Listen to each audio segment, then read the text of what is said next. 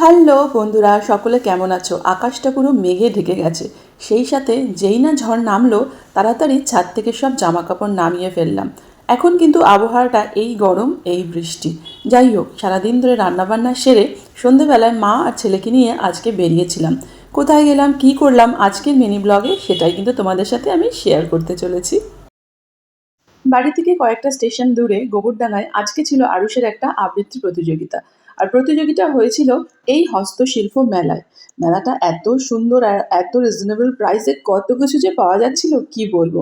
নেহাত হাতটা ফাঁকা ছিল বলে তেমন কিছু কিনতে পারিনি, তাও কিছু ছোটোখাটো জিনিস কিনেছি। আর এখানে বাবা মায়েরা অপেক্ষায় বসে আছেন কখন আবৃত্তি শুরু হবে। এদিকে আরুষ আর ওর দিদিভাই দুজনেই অধৈর্য হয়ে উঠেছে কতক্ষণে প্রতিযোগিতা শুরু হবে।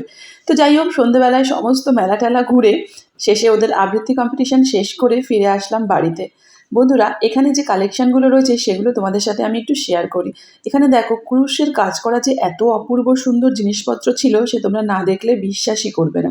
সেই সাথে ছিল বেশ কিছু ইয়াররিংস, ছিল সুগন্ধি, হ্যাঁ ঘরে বানানো এই সুগন্ধিগুলো দেখে তো আমি একেবারে ফ্ল্যাট যে এত কিছু এখানে পাওয়া যাচ্ছিল।